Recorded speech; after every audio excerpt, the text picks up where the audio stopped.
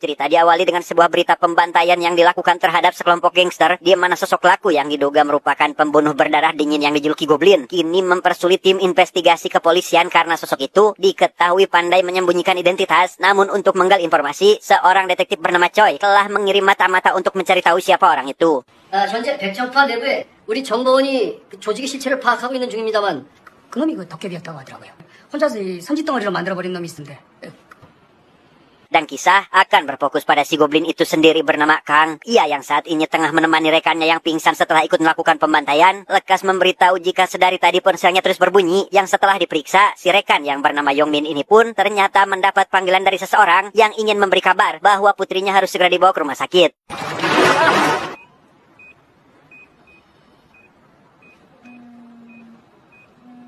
Saat sedang menemani putri kecilnya yang dirawat, Yongmin dihubungi oleh bosnya untuk segera datang ke markas, yang mana setibanya di sana, ia diminta untuk menghabisi salah seorang rekannya yang diduga sebagai mata-mata dari kepolisian. Namun sebelum itu, si bos pun lekas menghubungi nomor terakhir yang dihubungi pria tersebut untuk membuktikan kebenarannya.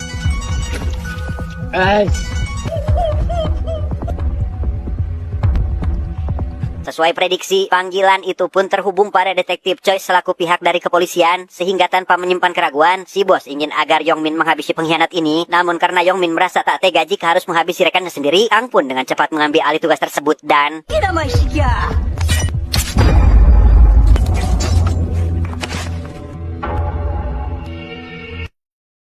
Selesai dari tempat itu, Kang lekas mengunjungi anak dan istrinya yang sudah tertidur lelap. Ia sekedar ingin memastikan keadaan mereka baik-baik saja, karena beberapa hari yang lalu, istrinya yang bernama Jiong meminta untuk tidak datang lagi menemui mereka dengan alasan tidak ingin putrinya memiliki ayah merupakan seorang pembunuh.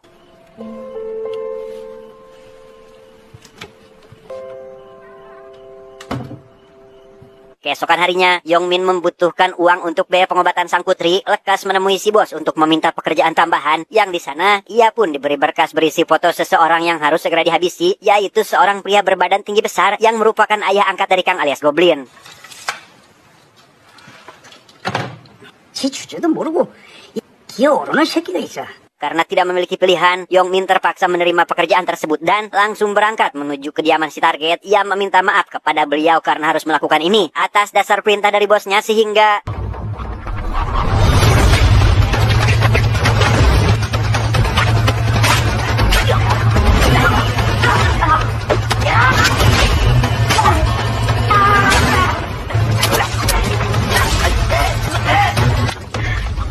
Setelah target berhasil dihabisi, Yongmin segera menemui bosnya untuk memberikan pakaian terakhir yang digunakan pria tersebut sebagai bukti. Namun si bos yang melanggar kesepakatan dengan memberikan bayaran kecil membuatnya emosi dan terpaksa harus mengambil keputusan yang lebih nekat, yaitu...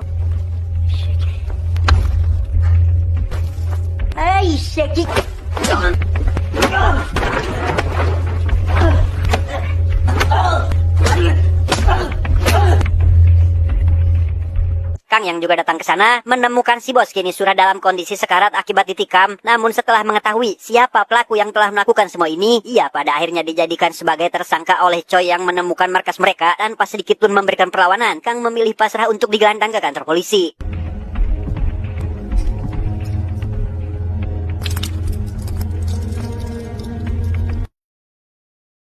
5 tahun mendekam di penjara, Kang mendapat surat dari istrinya yang memberikan pesan singkat, yakni tidak ingin membesarkan putrinya sebagai anak dari sosok pembunuh. Ia akan dianggap sudah mati, sehingga dimulai saat ini tidak diizinkan untuk menemui sang putri. Namun sebagai kenang-kenangan, Jiong memberikan foto putri mereka yang saat itu masih kecil.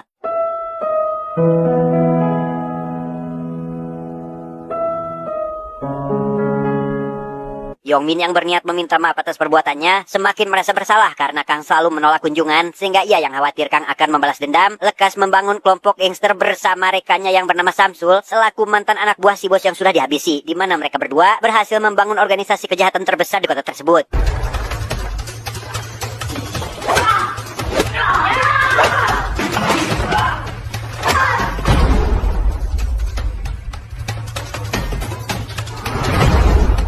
Lima tahun kemudian, lebih tepatnya setelah 10 tahun mendekam di dalam sel penjara, Kang akhirnya terbebas dari masa hukuman dan diterima bekerja di tempat pencucian mobil. Ia memilih berhenti dari dunia kriminal demi memulai kehidupan baru seperti warga konvensional pada umumnya. Namun kerinduannya terhadap istri dan anak membuat Kang merasa sedih karena tidak mengetahui keberadaan mereka saat ini.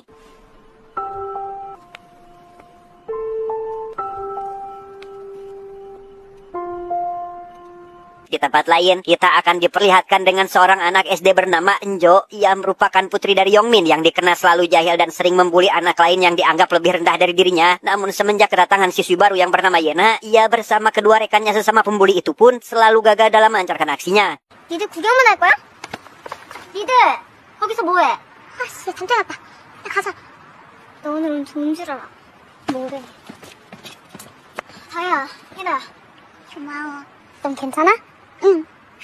Meskipun hidup mewah berkat kekayaan yang dimiliki oleh sang ayah, Enjo tetaplah anak broken home yang merasa kurang kasih sayang. Di mana Yongmin yang selalu mementingkan pekerjaan membuat putrinya serasa tidak dipedulikan. Di mana Yongmin yang selama ini bekerja keras demi memberikan kebahagiaan pada Enjo, hal itu tetaplah dianggap sia-sia karena tidak memiliki waktu luang bersama sang putri.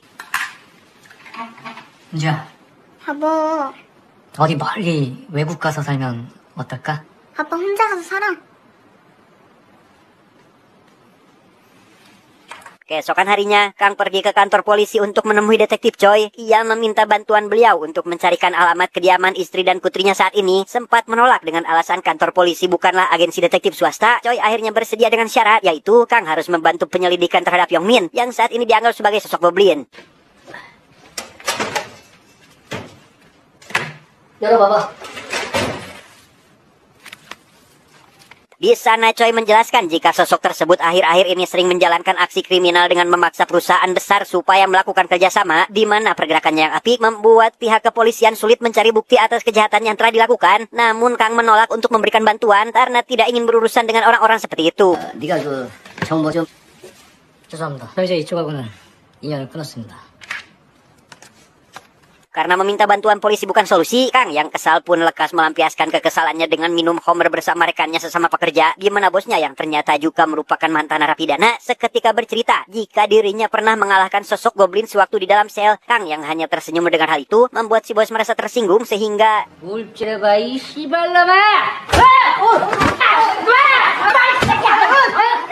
Detektif Choi yang mendapat laporan mengenai kejadian tersebut lekas segera pergi untuk menemui Kang. Namun setibanya di depan kantor polisi yang menjadi tujuan, ia seketika dibuat keheranan karena melihat si pria yang memukuli Kang nampak ketakutan dan merasa sangat bersalah atas perbuatannya. Yang ternyata si bos itu baru menyadari jika karyawannya ini adalah sosok goblin dengan gaya rambut yang berbeda. 진짜 미안해.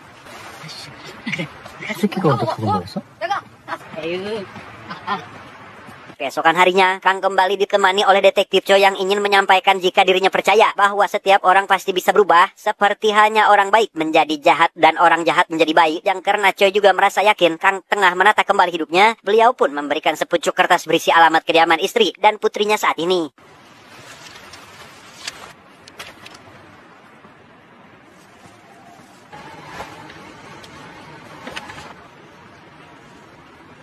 Sesuai alamat yang tertera, tibalah Kang di depan sebuah salon pangkas rambut. Ia secara kebetulan bertemu dengan Yena yang mengaku sebagai anak dari pemilik salon itu. Curiga jika anak ini adalah putrinya, ia pun lekas masuk ke dalam mobil untuk mengamati siapa sebenarnya sosok ibu yang si anak maksud.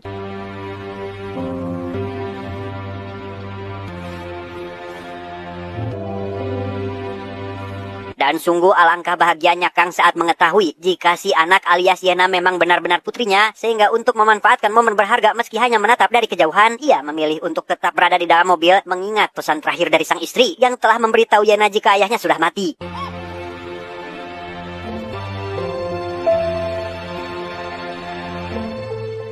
Tepat saat salon akan ditutup, Yena yang tengah menunggu ibunya di luar salon pun tak sengaja tersenggol oleh pria mabuk yang membuat ponselnya terjatuh. Ia yang tak terima karena pria tersebut sama sekali tidak meminta maaf, lekas mengajarinya sedikit sopan santun tetapi...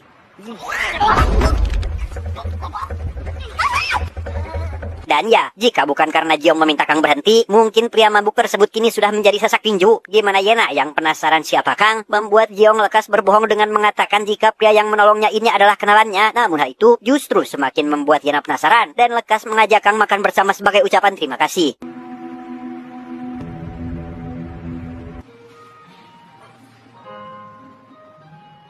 Berlokasi di sebuah warung makan, Yena yang bertanya apakah Kang menyukai ibunya membuat Jiong kebesekan, dan karena menganggap mereka serasi, ia pun lekas mengajaknya berfoto, sekaligus memberikan nomor ponsel untuk kedepannya jika Kang membutuhkan bantuan saat mendekati ibunya. 우리 엄마 쓸데없이 까다로운 여자거든요. 제 도움이 필요할 거예요. Sepulangnya ke apartemen, Kang yang merasa senang karena keberadaannya diterima baik oleh Yena, tak luput dari memandangi foto mereka berdua. Namun di tengah kebahagiaan itu, ia dihubungi oleh Jiong yang meminta ingin bertemu. Yang di sana, Jiong bercerita jika dirinya bersama Yena pernah pindah ke Amerika dan sempat menikah dengan bule dari negara tersebut.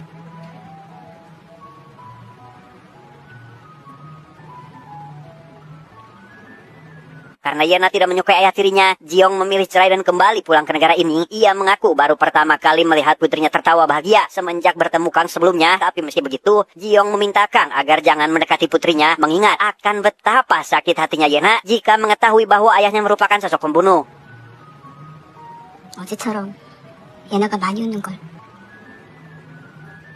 미국도 새아빠도. Keesokan harinya, Kang yang ingin menemui Yena untuk sekedar memberikan hadiah berupa jam tangan, seketika harus mengurungkan niatnya akibat teringat dengan perkataan Jiong semalam. Ia memilih pergi dari situ, tetapi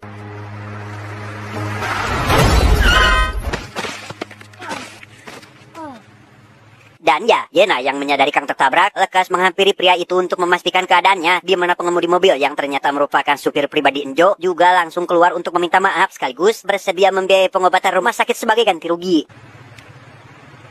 아저씨! 피어!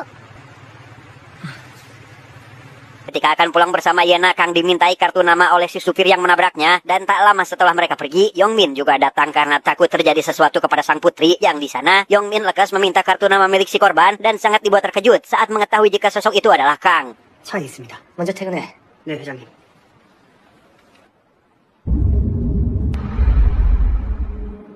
Sambil menunggu taksi, Yena lekas menceritakan tentang ibunya yang selalu bersikap tegar, namun sering menangis di tengah malam. Ia berharap ibunya dapat memiliki suami baru seperti Kang, supaya memiliki tempat untuk bernaung, di mana Kang hanya dapat menanggapi perkataan putrinya dengan senyuman, serta memberikan jam tangan yang belum sempat ia berikan. 우와, 마음에 들어? 네. 너무 고마워요.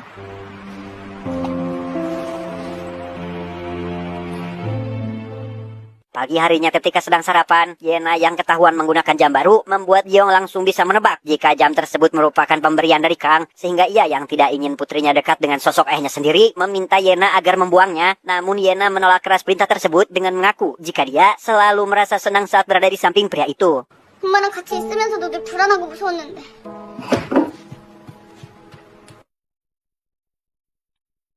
Mendengar hal tersebut, Jiong kembali menemui Kang yang kali ini disertai air mata. Ia membawanya ke salon untuk mencukur rambut mantan suaminya serta meminta maaf atas keegoisannya selama ini. Dan kini, ia pun mengizinkan sang mantan jika ingin dekat dengan Yena dengan satu syarat, yaitu tidak boleh mengecewakannya.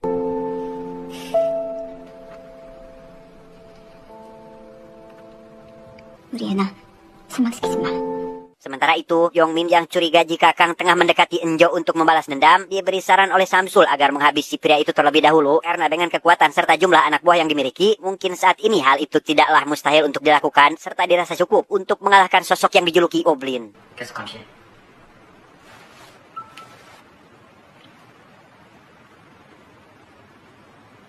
Atas perintah dari Yongmin, seorang pria bernama Sony didampingi dua orang rekannya pun langsung datang ke tempat pencucian mobil di mana Kang bekerja. Mereka membuat semua pekerja di sana termasuk si bos merasa terintimidasi hanya demi menemukan sosok yang dicari. Hingga tak lama, Kang pun akhirnya muncul, kemudian diminta agar memilih salah satu kartu. 내가 대신 뽑는다. 자, 이거. 이거. 아, 이게 좋은데. Tanpa mengetahui siapa Kang yang sebenarnya, Sony selaku pemula di dunia pergengsteran pun lekas memukuli Kang hingga babak belur. Ia yang dicurigai memiliki niat jahat terhadap Enjo diingatkan agar tidak macam-macam dengan putri dari bosnya yaitu Yongmin, di mana Kang yang terkejut mendengar hal itu memilih pasrah karena tidak ingin memiliki masalah meski sebenarnya dapat menghabisi cucunguk seperti Sony ini.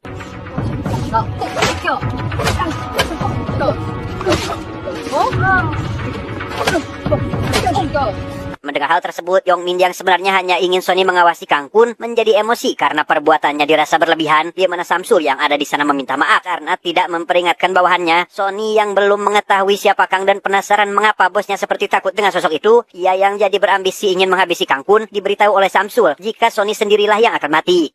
강재는 말고 네 시체 멍청한 새끼야.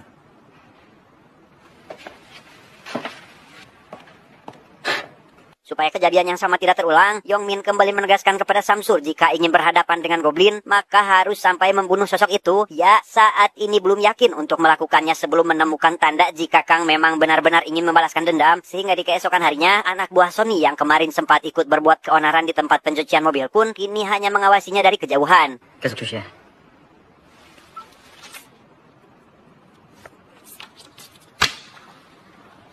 Di tempat lain, Tiana yang melihat sahabat dekatnya kembali dirundung oleh Enjo CS, lekas memberikan sedikit pelajaran terhadap dua siswa yang menjadi anak buahnya. Ia memperingatkan agar Enjo tidak mengulangi hal yang sama jika tidak ingin dilaporkan kepada guru kelas, tetapi... 야! Akibat kejadian itu, Enjo segera menghubungi ayahnya karena tidak mengetahui apa yang harus dilakukannya saat ini. Sehingga dengan cepat, Yongmin segera datang ke sana untuk menenangkan putrinya. Dia menawari kelas yang memberitahu jika masalah ini sangat serius, membuat Yongmin lekas meminta putrinya agar keluar sebentar untuk mengancam si guru agar menutupi masalah tersebut.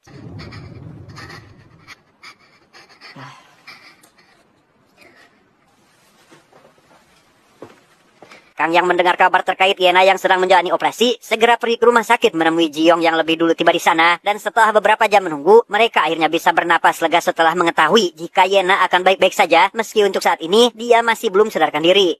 일단 깨어나면 그때 두고 보시죠. 괜찮을 거야.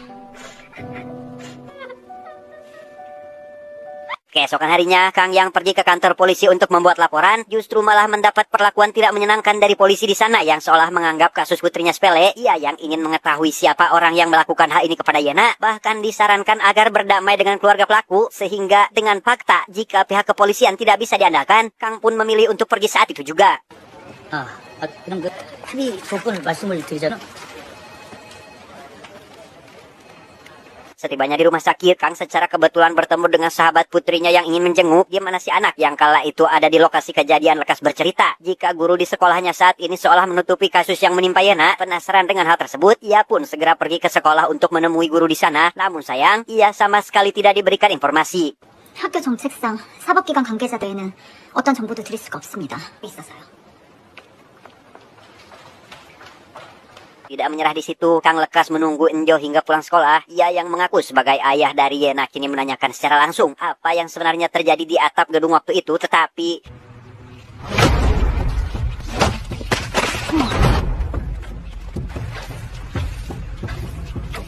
Melihat Enjo pergi bersama Sony membuat Kang sadar jika anak tersebut merupakan putri dari Yongmin, di mana Yongmin sendiri yang mendengar kabar mengenai kejadian barusan semakin menjadikannya berpikir negatif, yakni Kang ingin mencelakai putrinya, sehingga hal itu membuatnya spontan mengambil keputusan untuk melakukan perburuan terhadap sosok goblin.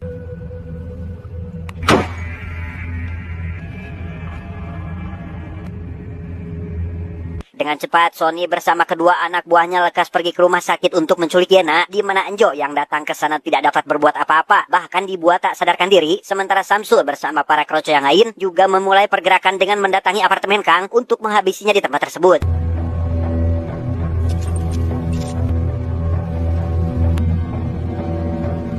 Sebelum itu, Samsul yang memberikan ponsel kepada Kang untuk memperlihatkan kondisi Enjo dan putrinya, membuat Kang terpancing emosi karena khawatir dengan kondisi mereka, sehingga dengan fakta bahwa situasi kali ini berbeda, Kang yang sudah bertaubat dari dunia pergangsteran pun terpaksa harus kembali menjadi sosok goblin dan...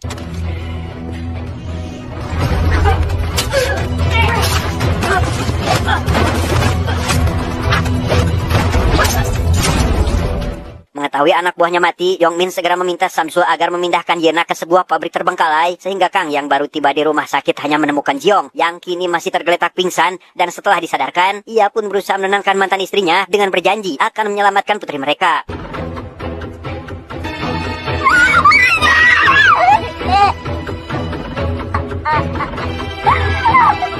Hari itu juga, Kang menuju kediaman Yongmin tepat saat Enjo akan dibawa untuk diamankan. Ia dengan mudah menghajar dua pengawal di sana berharap akan bertemu langsung dengan pria itu. Namun karena yang ada di dalam mobil hanya Enjo, Kang pun menggunakan ponsel anak tersebut untuk menghubungi Yongmin dan menjadikan Enjo sebagai jaminan agar pria tersebut tidak berani mencelakai putrinya. 누구야? 딸이야?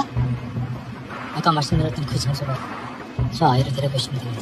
알았어, 동생. 자신부터 드리겠습니다. Setelah menitipkan Enjo kepada bosnya di tempat pencucian mobil, Kang memancing Samsul bersama para kroco ke suatu tempat. Kang berniat akan menghabisi mereka semua di lokasi tersebut dan...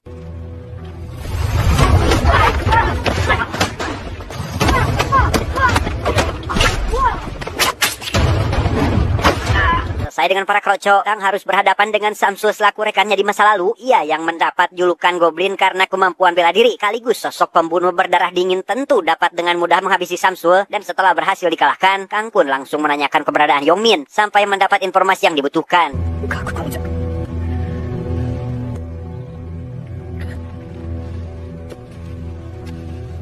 Sesampainya di lokasi tujuan, Kang akhirnya bertemu dengan Yongmin dan lekas menanyakan alasannya melakukan semua ini. Ia yang masih dianggap ingin melakukan balas dendam, tentu sama sekali tidak mendapat jawaban atas pertanyaannya. Hingga pada akhirnya Sonic CS muncul, membuat Kang terpaksa harus memberikan pelajaran dan... 해줬어요, 씨발로마. 어?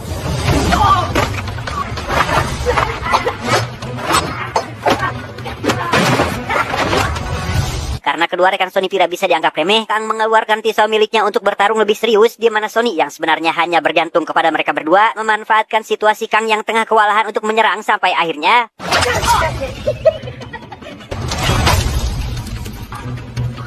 Selesai dengan Sony CS, Kang harus menghadapi Yongmin yang juga ingin mengetahui keberadaan putrinya saat ini. Mereka saling bertarung satu sama lain di mana Kang yang lebih unggul sebenarnya bisa saja menghabisi Yongmin, namun tidak ingin melakukannya sebelum mengetahui di mana Yana berada.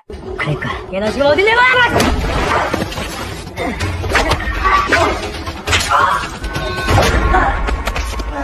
Pada momen ini, Kang yang memohon agar Yana dibebaskan, membuat Yongmin lekas menceritakan terkait alasannya melakukan semua ini. Ia yang telah menyebabkan ayah angkat Kang mati sekaligus, membuatnya masuk ke dalam penjara. Tentu tidak bisa berpikir tenang, mengingat Kang bisa saja membalaskan dendam. Tinggal tak lama, Enjo tiba di sana, diantar oleh si bos sesuai permintaan Kang sebelum pergi. 괜찮아. 얘는 어딨어? Dengan fakta jika putrinya baik-baik saja, Yongmin akhirnya mau memberitahukan keberadaan Yena yang ada di salah satu ruangan, di mana Yongmin yang ternyata juga merawat Yena dengan baik, membuat Kang bisa bernapas lega. Namun saat kepolisian datang dan anaknya dibawa ke dalam mobil ambulan, Kang pun harus menghembuskan napas terakhirnya di tempat itu, akibat dia kehilangan banyak darah. 오른쪽으로 가봐. 야, 야, 뭐해? 빨리빨리 움직여!